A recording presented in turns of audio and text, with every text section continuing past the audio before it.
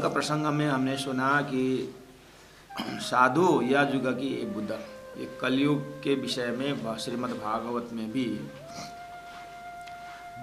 नारद जी घूमने निकले थे। तो ये कलयुग में तो उन्होंने बहुत कुछ, बहुत उल्टा पुल्टा देखा। इस तरह से भागवत में व्याख्या आती है। तो तारतम्य वाणी में भी युग का प्रभाव के ऊपर चर्चा की, कलयुग। और तारतम्य वाणी में ही बाद में ये भी आएगा, कलयुग धन्य है, क्योंकि कलयुग में परमधाम से तारतम्य अवतरण हुआ है, इसलिए कलयुग धन्य ये भी है। इसीलिए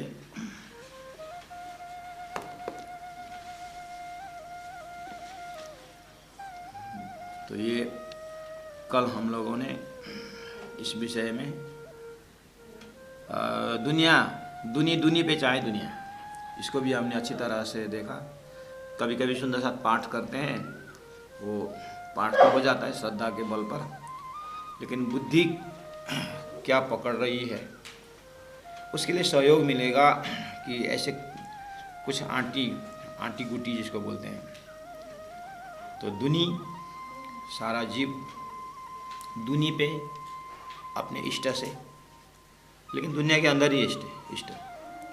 दुनी पे शब्द इसलिए आया क्योंकि 14 लोग के अंदर का इष्ट है ना, तो 14 लोग तो दुनिया के अंदर ही आता है, स्वप्न के अंदर ही आता है।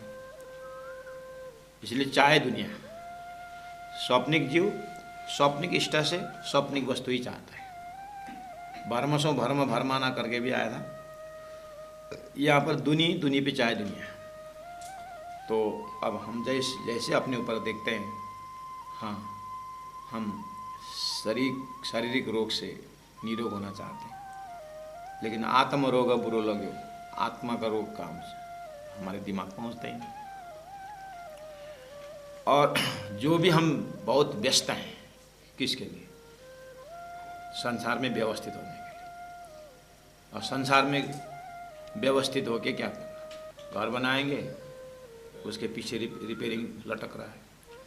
फूल खिलाएंगे, उसके पर मुरझाने वाला गुण लटक रहा है।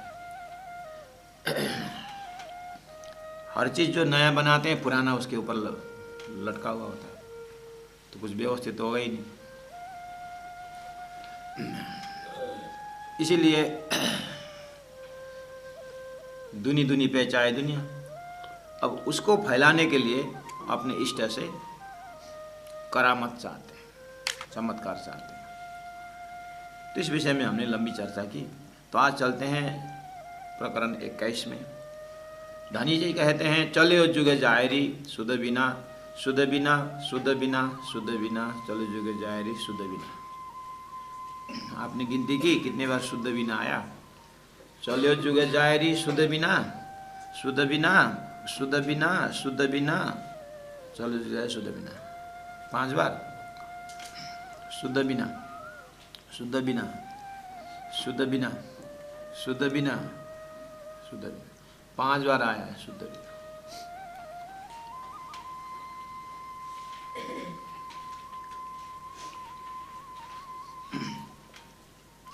एक ही चौपाई में 5 बार शुद्ध बिना, शुद्ध बिना क्या समझाने जा रहे हैं राजी महाराज? कि चले युग, 4 युग है, और सूर्य का एक कृतयुग है, 5 युग है।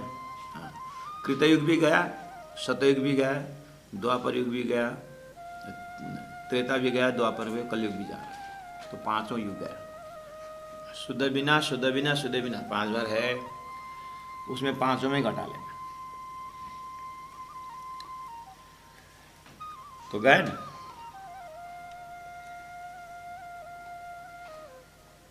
और मनुष्य की अवस्था देखिए तो ब्रह्मचार्य, गृहस्थ, वानप्रस्थ, संन्यास, 4। और ब्रह्मचार्य से पहले एक होता है पगडंडी अवस्था बोलते हैं, 5 अवस्था है। 3 साल से 5 साल तक की जो अवस्था उसको पगडंडी अवस्था बोलते हैं। तो 5 अवस्था, तो वो भी शुद्ध बिना शुद्ध बिना शुद्ध बिना ऐसे ही जा रहा है। और धनिया 5 बेर, ब्रज भी गया, रास भी गया, और सदगुरु का जमाना भी गया, प्राण जी की जमाना भी गया, और अपना जमाना भी गया। शुद्ध बिना शुद्ध बिना शुद्ध बिना। किस विषय में शुद्धि नहीं? टॉपिक क्या है? किस विषय में शुद्धि नहीं? इसका मतलब कुछ खबर ही भी ना गया, पता ही नहीं चला किस विषय में शुद्धि नहीं रही। 20 नंबर चौपाई में पहले ही कहा, कौन मैं, कहाँ को, कहाँ थे बिछोरिया, कौन बोम ए छल। ये जो मुख्य विषय है, इसके ही बिना, इसको समझे बिना, इसको जाने बिना इस तरह से समय गया। शुद्ध बिना शुद्ध बिना शुद्ध बिना। आत्मा, परात्मा, परमात्मा, मुक्ति, इस विषय में हमने सोचा ही नहीं। गया गया गया तो किसका खबर लिया? शरीर का, संसार का, व्यवहार का, बंधु बांधव का, संतान का, वंश का। बस वंश कैसे चले।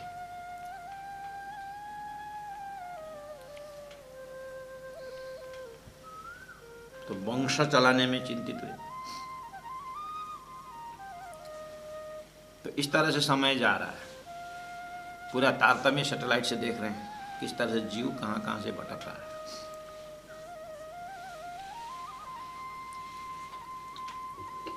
चलो जुग जायरी शुद्ध बिना शुद्ध बिना शुद्ध बिना शुद्ध बिना। इस तरह से सतयुग, ये कलयुग भी इस तरह शुद्ध बिना जा रहा है।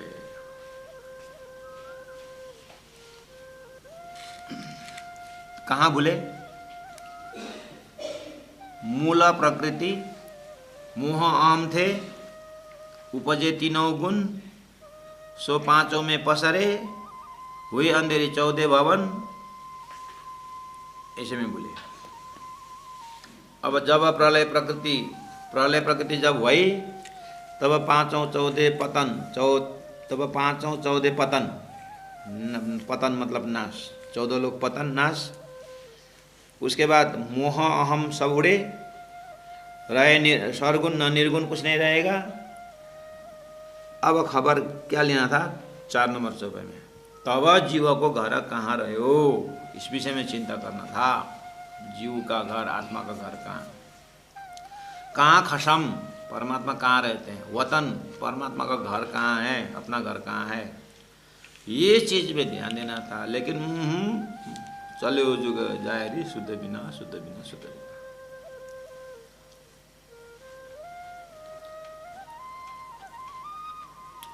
हमने न अपना शरीर का खबर लिया, न मन का ही खबर लिया, न बुद्धि की खबर ली, न चित्त की खबर ली, न आँख की खबर ली। 5 बार शुद्ध बिना शुद्ध बिना। मन की खबर ली मतलब मन क्या सोच रहा है, इसको क्या सोचना चाहिए, क्या संकल्प करना चाहिए, किस चीज में विकल्प, किस चीज को नहीं सोचना चाहिए। असोच्यन सोचस्तुम प्रज्ञावादम सभासि, गीता कहती है। जो नहीं सोचने लायक है उसमें सोचते हो यार। तो हम भी अर्जुन से काम करें और सोचना चाहिए था।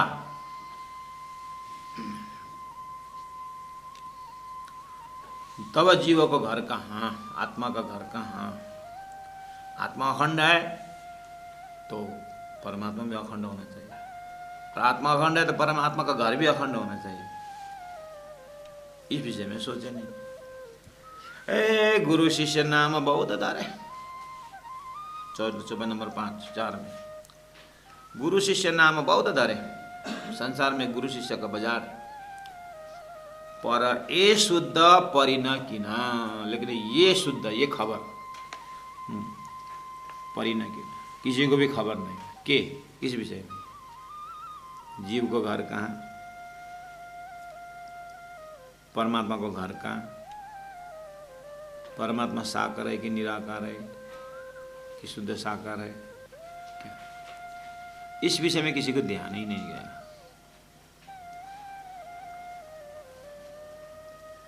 ए ऊपर तले माहे बाहर खोजे कयौं जन, ने चल न्यारा सबने से सबसे अलग न्यारा जो अखंड है ये ठहर न पाए कि ये किसी ने प्राप्त किया ही नहीं।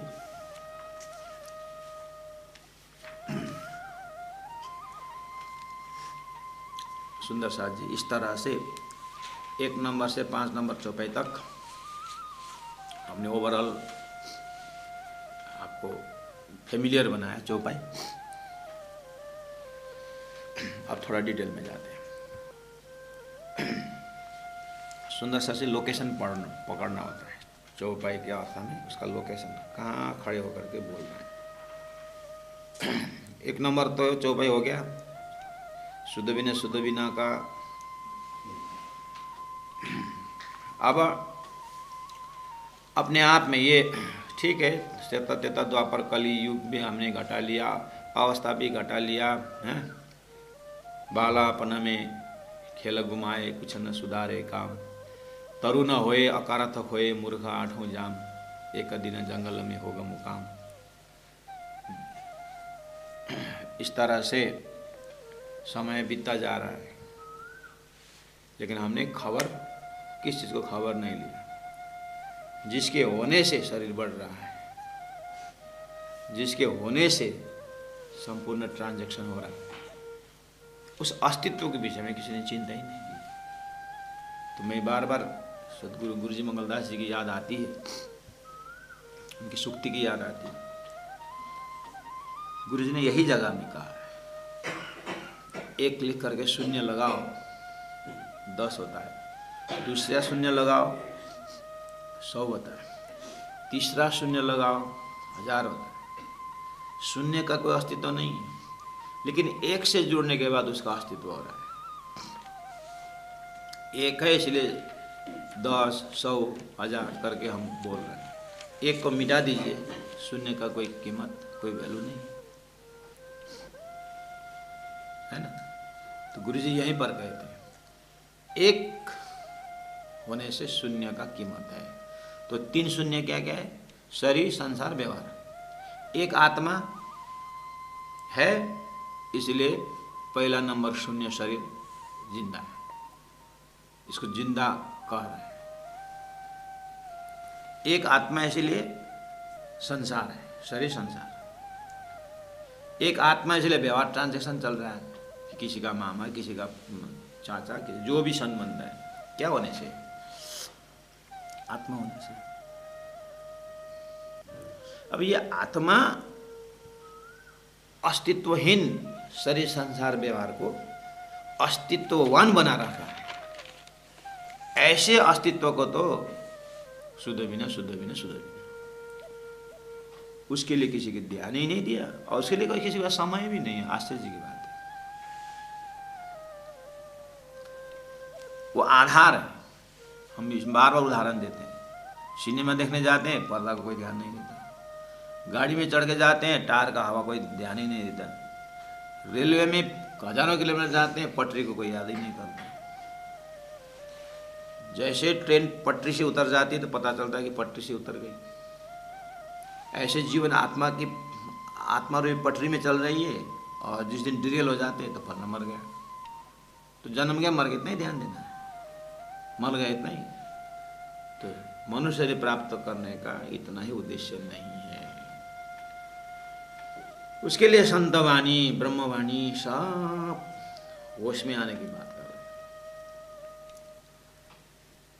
3 घंटा का सिनेमा देखते हैं, पर्दा का कोई ध्यान नहीं देता, और देना भी बेकार है। लेकिन अस्तित्व की जब बात आती है तो पर्दा अगर हटा दिया जाए तो प्रोजेक्शन नहीं होता। ऐसे आत्मा ही हमारे शरीर से हट जाए तो फिर खेल खत्म।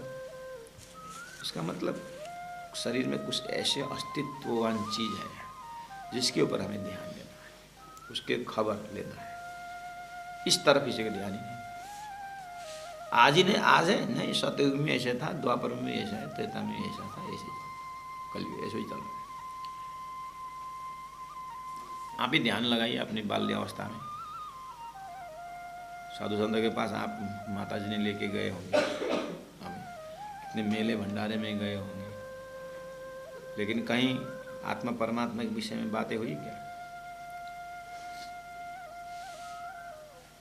और आज भी लगता है कि हाँ कुछ होश में आया, लेकिन वो भी मुश्किल है। खाली शरीर में ही कलर वस्त्र लगाने से, गले में कंठी माला पहनने से ही आत्मा की शुद्धि आई, ऐसी बात नहीं। इतना है कि ये याद दिलाता जरूर है, और आउटर जो प्रलोभन है उससे बचाता जरूर है, लेकिन आत्मा का झुकाव परमात्मा, वो श्वास की भांति याद होना, ये इतना आसान नहीं।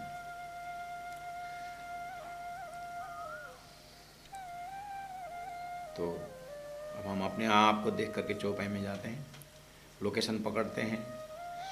2 नंबर चौपाई में कहा थोड़ा शास्त्रीय पक्ष है, तो कितने सुंदर शास्त्री शास्त्रीय पक्ष है, थोड़ा आलसी भी आती है, क्योंकि समझने में थोड़ा दिमाग की खेल रहता है। मूला प्रकृति मोह अहम थे उपजे तीनों गुण। सृष्टि किस तरह से बनी हुई है इतना दिखा दिया।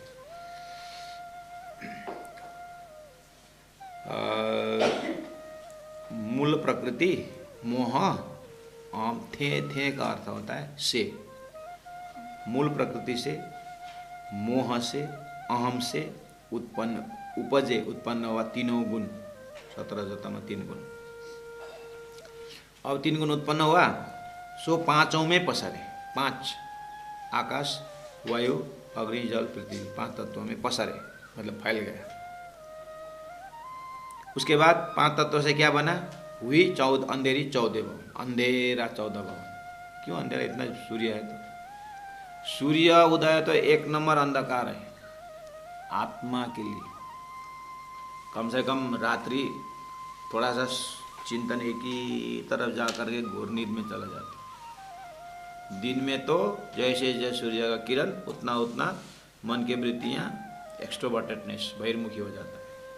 तो कौन आत्मा के फुर्सत है? रात को तो कम से कम एकांत में रात को 12 बजे उठेंगे, अपने घर के टेरेस में जाएंगे, ऐसा दुनिया देखेंगे, तो एक बार तो इतना सुंदर आकाश किसने बनाया कर, कम से कम 1 सेकेंड तो परमात्मा की याद आती है जब दुनिया सो जाती है। दिन में तो उतना भी नहीं होता।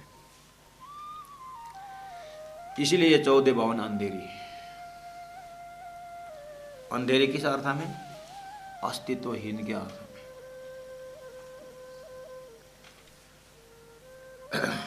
अच्छा, चलो अब फिर दर्शन करते हैं 2 नंबर चौपाई में। मूल प्रकृति का लोकेशन क्या है? क्या है मूल प्रकृति?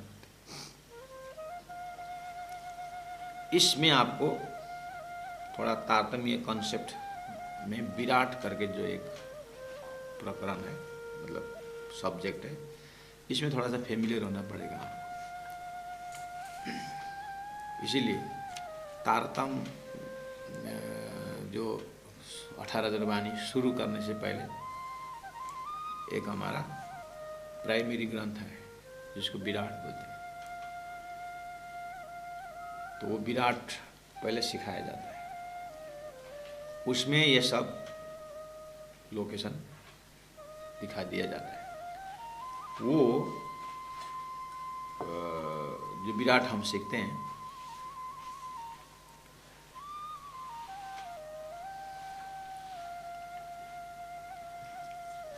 जो विराट विराट बोलते हैं ना, पाताल से परम धाम तक का,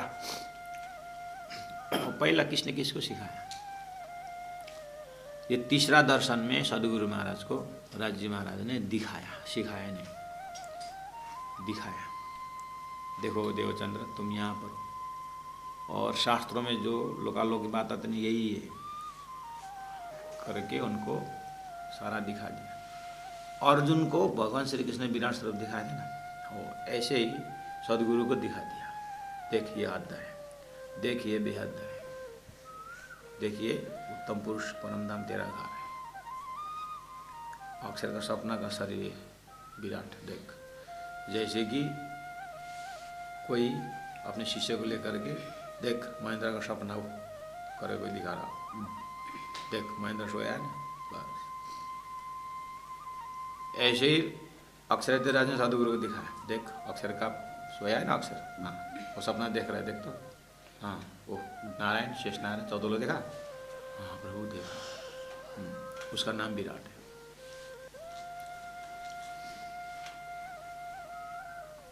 वहां पर है ये मूल प्रकृति। तब अब आई और नजदीक से आइए, और नजदीक से आइए, अपने आप में आइए। मूल प्रकृति का दर्शन हम अपने आप कर सकते हैं। उसके बाद पहले अपने में देखें, उसके बाद अक्षर के पास चले जाएं। अपने आप में देखना है मूल प्रकृति क्या होता है। जो भी हम सोचते हैं ना, हमारा जीव ये इंस्ट्रूमेंट में आने के बाद जो भी सोचता है ना, आत्म ये जो चित्त चिंतन करता है, उसे बुद्धि निर्णय देती है, उसके मन उसके ऊपर संकल्प विकल्प करते हैं, उसके बाद शरीर आगे आता है, करना न करना, बुद्धि उसको हो, ये ना ये एक इंस्ट्रूमेंट है। ये इंस्ट्रूमेंट जैसे पंखा इंस्ट्रूमेंट है, ठीक है। पंखा के अंदर जो कॉपर वायर है, जो वाइंडिंग करके जो रखा हुआ है, वो रेडी। आखिर जिन्होंने बिजली बनाया उसी ने पंखा ही बनाया। बिजली करंट जिसने किया, उसी दिमाग ने इस करंट को यहाँ डालने से पंखा घूमेगा और हवा फेंकेगा, तो वो भी बनाया और करंट दे करके उसको घुमाया। इसका मतलब घूमने का जो तरीका उसके अंदर है, खाली करंट का जरूरत है। तो इस एग्जाम्पल में पंखा है, उसके अंदर जो भी मैकेनिकल है वो प्रकृति है। हो ऐसे ही परमात्मा श्री कृष्ण गीता में कहते हैं कि मेरा दो प्रकृति है, एक परा प्रकृति, एक अपरा प्रकृति। परा प्रकृति मेरा जीव है, अपरा प्रकृति जो है वो मेरा 5 तत्व का इंस्ट्रूमेंट है। ठीक है। तो अब अपने शरीर में आइए। माँ के पेट में जो शरीर बनता है वो परमात्मा का प्रकृति से बनता है। उसमें 5 तत्व है, 17 तत्व माना जाता है, बुद्धि, ये सब। तो वो आपको श्री गुरु जी के तत्वबोध, गुरु जी के आत्मसंबंध ग्रंथ में भी आप देख सकते हैं। या और डिटेल में जाना है तो थोड़ा आउट नॉलेज अगर लेना चाहते हैं तो आदि शंकराचार्य ने तत्वबोध, आत्मबोध ऐसी किताबें लिखी हैं। विवेक चूड़ामणि ऐसी किताबें लिखी हैं जहाँ पर शुरू में एकदम उन्होंने ये तत्व कहा, सूक्ष्म शरीर क्या है और कारण शरीर क्या है करके बहुत डिटेल में वर्णन किए हैं। तो वाणी में उतना भी डिटेल से नहीं, बस वो ब्रह्मवाणी के अंदर वो शब्द प्रयोग कर देते हैं, उसको खोजी अपने को करना पड़ता है। तो उसी खोजी में सद्गुरु प्राणनाथ जी ने ही चौबे उतरती थी। अब ये तो एकदम जंपिंग है। तो फिर स्वयं महामति प्राणनाथ जी विराट एक एक शब्द व्याख्या करते थे। तो उन्होंने किया हुआ व्याख्या जो है वही प्राणनाथ जी के ज़माने में ही वो व्याख्या गुरु परंपरा हो करके आया, तो उसको विराट शब्द में रखा हुआ है। और उदयपुर के तालाब में आप वहाँ पर वितक में आप वितक श्रवण कर रहे हैं डिटेल में, जब उदयपुर पहुँचते ना आपको याद दिला देंगे।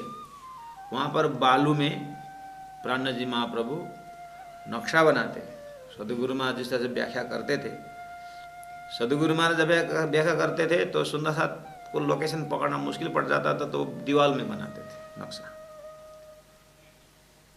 और वह तो ब्रह्मात्मा थे, उनके शब्दों से ही उनको नक्शा आ जाता था ब्रह्मात्मा। उन्हीं में से इंद्रावती आत्मा परमधाम की आत्मा ने अब देना पड़ा, जीव को ईश्वरी को भी देना पड़ा। तो उन्होंने उसको और एकदम जमीन में उतार करके उदयपुर के तालाब में बालू में बना बना करके उन्होंने सिखाया। और बगल में मुकुंदास जी जैसे, लालदास जी जैसे, केशवदास जी जैसे विद्वान थे, शास्त्रा और कुरान पुराण के प्रकांड थे। अच्छा यानी यही तो कुरान में 14 तबक बोला हुआ है। और मुकुंदास जी बोले हाँ इसी को तो 14 लोग करके बोला है। इस तरह से साक्षात हकी स्वरूप महामती प्राणनाथ जी इस तरह नक्शा बना उसी का आज हमारे में बैराट करके विषय सब्जेक्ट है। बहुत इंपॉर्टेंट है सुंदर सा, मास्टर किए विराट। ज़्यादा नहीं लगेगा, 15-20 दिन लगेगा। दिन में 9-9 घंटे सीखेंगे तो ज़्यादा टाइम नहीं लगेगा। वहाँ पर ही सारा लोकेशन आता है सुंदर सा।